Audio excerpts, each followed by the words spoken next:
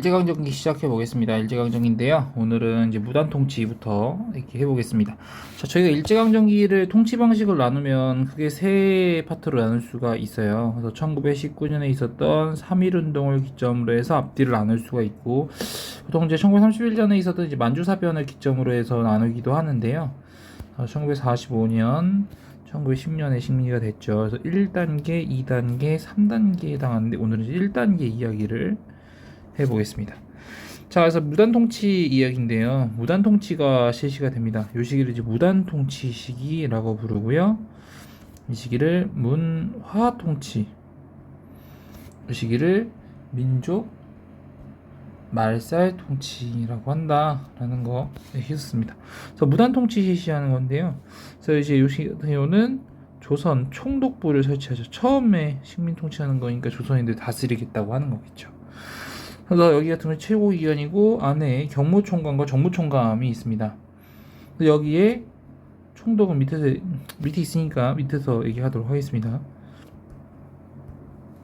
그 다음에 이제 무단통치를 실시했는데요. 육해군 대장 중에서 조선 총독을 임명했다라는 거, 무인 출신이었던 거죠. 그 다음에 헌병경찰제도 실시하는 거, 헌병경찰제에서 벌금이나 태형. 그래서 뭐예요? 조선인 태형령.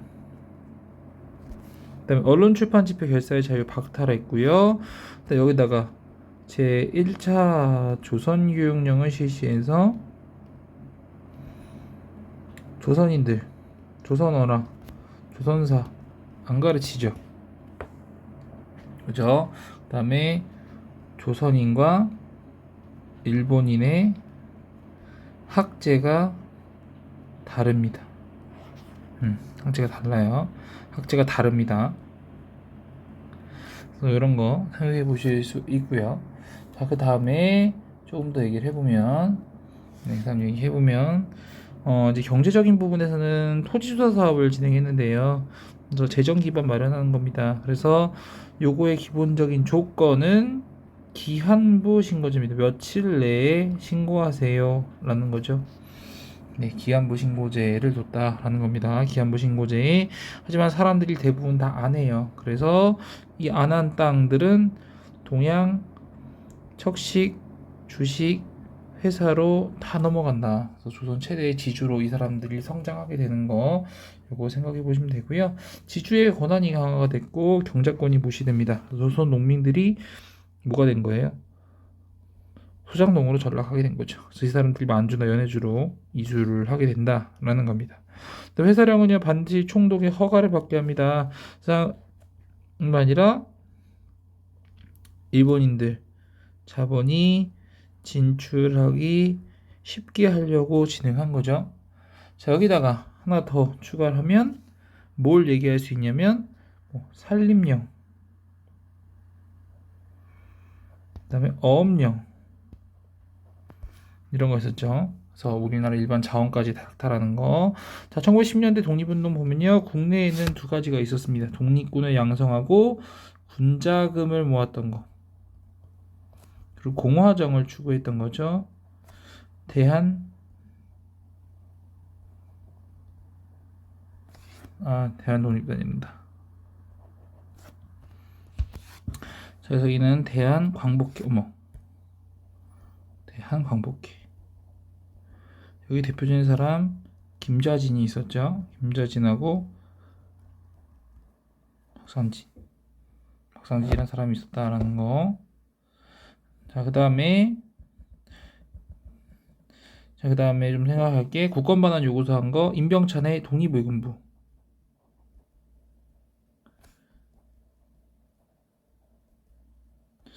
그 다음에 하나 더 생각할 게 최응원이라는 사람이 있었죠. 마지막 의병장. 그 다음에 만주는 산이안푸가 삼원보입니다. 그래서 신흥 강습소를 설치해서 신흥 무관학교를 설치했죠. 그 다음에 명동학교하고 서전서수. 그래서 뭐 이런 거 권업회란다. 여기 나중에 천도교회 영향을 받는다까지만 생각하시면 될 것 같아요. 그 다음에 중국 본토는 대동단계선언 발표했고 신한청룡당 김규식 생각해 보시면 될 것 같아요. 그래서 여기서 나중에 뭐 해요? 파리강화회의 파견하죠. 미주는 대한인국민의 조직이 됐고 박용만을 중심으로 진행됩니다. 독립운동 자금 만들었고요. 그 다음에 신문 발간하는 거. 그래서 이것까지 생각해 보시면 될 것 같아요. 1910년대는 이렇게 넘어가겠습니다. 자, 대한독립 5타네요. 3.1운동 얘기죠. 그래서 미국 대통령인 윌슨이 재창을 하면서 자연스럽게 3.1운동이 진행이 됐고요. 자기 민족의 일은 스스로 본인들이 결정해야 된다라는 것 때문에 상당히 이제 문제가 뭐냐면 이거는 승전국 식민지는 해당이 안 돼요. 승전국은 해당이 안 되는 게 문제죠. 그래서 우리나라는 이것도 모르고 좋아했던 거고 김규식을 파리강의 대표로 해 독립청원서를 제출합니다. 그 다음에 28 독립선언이 있었죠. 그리고 이제 고종이 사망설이 돌면서 이제 문제가 많다라는 얘기가 등장하게 된 거죠. 그래서 참여운동이 전개됩니다. 민족 대표들이 독립선언식을 진행했고요. 만세 시위 전개했습니다. 그래서 탑골공원에서 독립선언을 했고 만세 시위가 전개가 됐고요. 지방 주요 도시로 확산되는 거 중심 역할을 했던 건 학생들이었다는 거. 자, 일제가 산업합니다. 많은 이제 제합리 사건이 대표적인 예죠. 만주나 연해주, 미주 등지로 확산이 되더라라는 것까지 보시면 될 것 같습니다. 자, 의점 보시면요. 의점 보시면 요 같은 경우는 강압적인 거나 이런 거 없이 어떻게 전 민족들이 다 참여했다라는 거 생각해 보면 되죠. 그래서 계층이나 신분에 상관없이 모든 사람들이 참여했다. 민족의 단결 의지까지 확인하게 됐고요. 그다음에 대한민국 임시정부가 수립이 됐다. 소유적인 정계를 목적으로 하고 있다. 그다음에 통치 방식 변화하죠. 어떻게 무단 통치에서 문화 통치로 변화하게 된다라는 것을 중국의 오사운동에 자극을 주게 되었다라는 것까지 생각해 보시면 될 것 같습니다. 자, 마지막인데요. 임시정부입니다. 임시정부가 수립되는 과정인데요. 3.1운동에 영향을 받아서 조직적인 단체가 필요해졌죠. 필요해졌고 임시정부안이 발표가 됐습니다. 상하이에서 블라디보스톡이랑 임시정부가 성립되죠. 그래서 블라디보스톡에는 대한국민의회가 만들어졌고 임시정부 그다음에 상하이는 이제 뭐 임시정부 그다음에 뭐 어떻게 할 건지 임시정부의 기본 대한민국 임시정부의 틀이 있었죠. 그래서 이제 무장투쟁론과 외교독립론이 싸운 거죠. 어따 놀래. 그래서 외교독립론이 이긴 겁니다. 상하이에 넣기로 한 거죠. 그래서 외교독립론의 의견을 받아들였다. 그래서 민주공화제, 법원, 행정, 임시의정원이 중심이 됐고 행정부도 있었다라는 거. 그래서 비밀 조직망, 연통제가 있었고 연락 조직망으로 교통국이라는 걸 설치합니다. 그다음에 자금 독립공채 마련해서 요건 나중에 독립하면 갚겠다라는 거죠.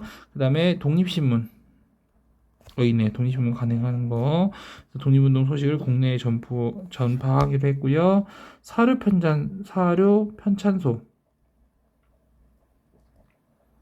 설치를 했죠. 그 다음에 조금 더 나가면 요거에서 끝날 게 아니라 이제 뭐 군사적인 부분도 있었어요. 만주에. 해서 육군주만 참의부 정의부 신민부 할 때 그 참의부입니다. 그 다음에 뭐 한국 광복군 총영 같은 거.